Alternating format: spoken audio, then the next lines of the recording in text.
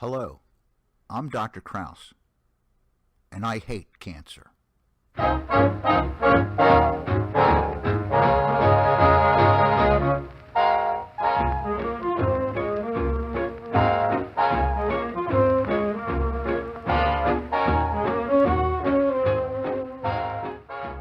There are really two options that I consider to be practical and the gold standard.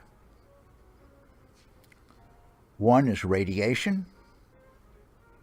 Now, the radiation therapy can be administered using an external beam, such as a linear accelerator, or a radioactive implant.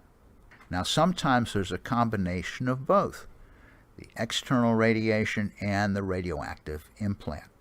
Now, I'm not going to go over each of these in a lot of detail with specific treatments.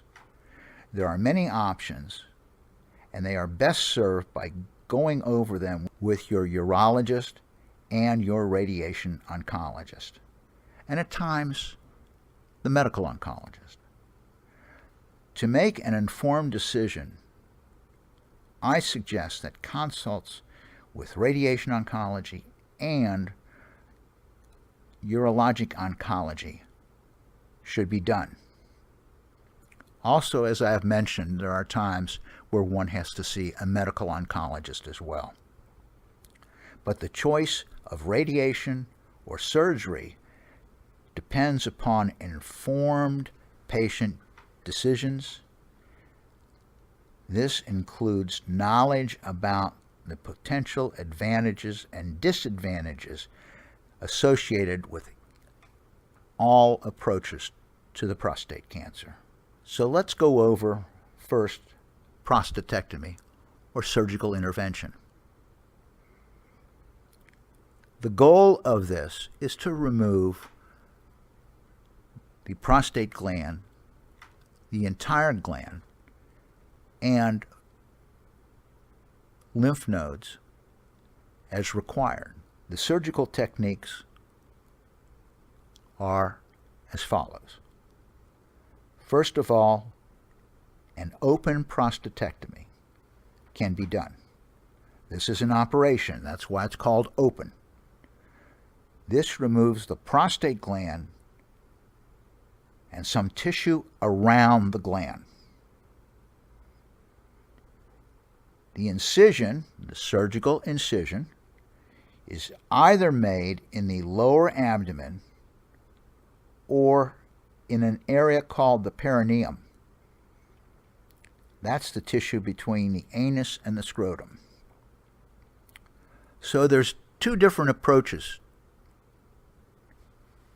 A perineal approach between the anus and scrotum, the bottom of, not into the scrotum now, but just below the scrotum, and not into the anus, but just above the anus.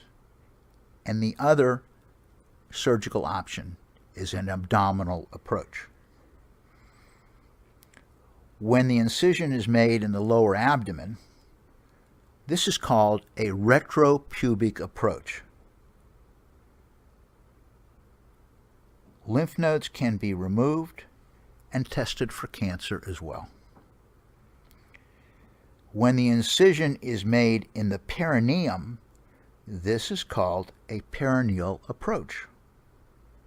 And again, the perineum is the tissue just below the scrotum, just above the anus. In this approach, a separate incision has to be made for lymph node removal. I have always found that the recovery time is usually less with a retropubic approach.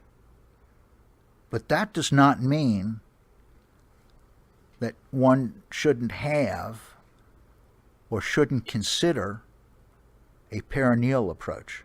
This is a decision that has to be made by the urologist and you. Now, there is also a laparoscopic surgery approach. This is a pretty exciting approach in terms of medicine and surgery today. The surgeon makes several small incisions in the abdomen, lower abdomen.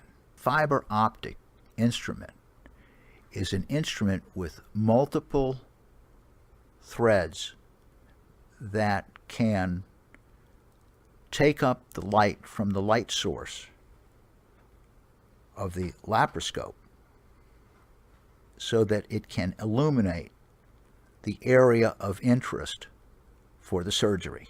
It's kind of like a flashlight made up of small little fibers. Again, the surgeon makes several small incisions in the lower abdomen.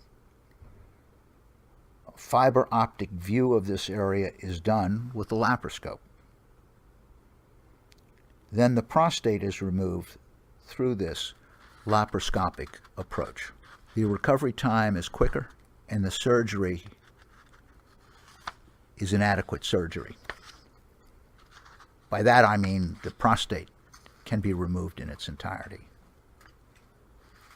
Now, the laparoscopic approach is even more exciting today.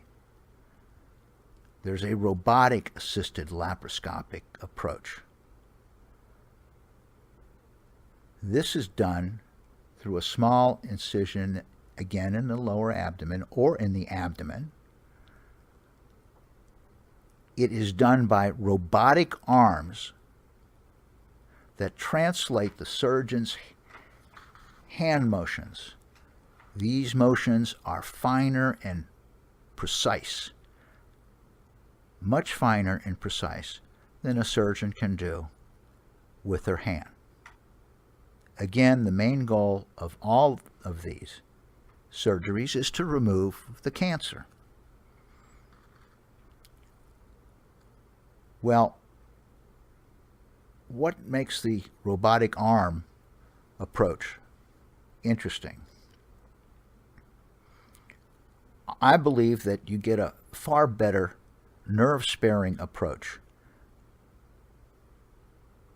with this type of surgery. Why? Again, the motions are finer and more precise. What's the big deal of a nerve-sparing approach? And these are nerves that innervate the prostate gland. The big deal of it is erectile function depends on the preservation of these nerves. Now, even in the finest hands, there can be difficulties with erectile dysfunction. What is the most important factor in nerve sparing and a good result? Experience, experience, experience. Surgeons who perform 250 open surgeries or 750 laparoscopy procedures seem to have the less side effects, complications, and the best results when it comes to erections. Well, let me explain it in a way you can understand it a little bit better. I hate to fly. I really hate to fly. For some reason, the logic escapes me of how you can have something as big as a plane that can be lifted off the ground. Now, I know all the physics. I still hate to fly. So what do? The first thing I do when I get on the plane is try to peek into the pilot cabin. I feel much better if the pilot has a little bit of gray hair. Now, that doesn't mean a young pilot is a bad pilot. I just want a pilot who has seen everything. Kind of like that pilot who was able to dump a plane in the Hudson River and everybody survived. That's experience and wisdom. But I will also tell you, when it comes to prostate gland surgery, younger doctors who have lots and lots of experience and have been introduced to this technique while they were still surgical urologic residents have tons of experience. I'm not knocking young physicians and young urologists. The ones that I have dealt with are pretty snappy. I advise all of the individuals that I have seen over the years who are going to undergo prostate surgery to have what I call preoperative preparation. Now, what is that? One's partner, if one has a partner, is essential. They should be aware of the emotional and practical issues with radical prostatectomy. For most guys, having a prostatectomy is a very emotional issue. Also, there should be reasonable expectations for short-term and long-term effects of the surgery regarding activities, impotence, and continence. What is continence? Well, if one is incontinent, it means that they have poor control or less control of their bladder. For some individuals, this is an annoying dribbling. For others, it can be more profound, where they have to wear a male diaper all of the time. How does one get preoperative preparation? A good discussion and dialogue with the surgeon is important. Part of this is what we call an informed consent. The gentleman who is going to have prostate surgery with removal of his prostate needs to have a great understanding of the surgery, complications, and side effects.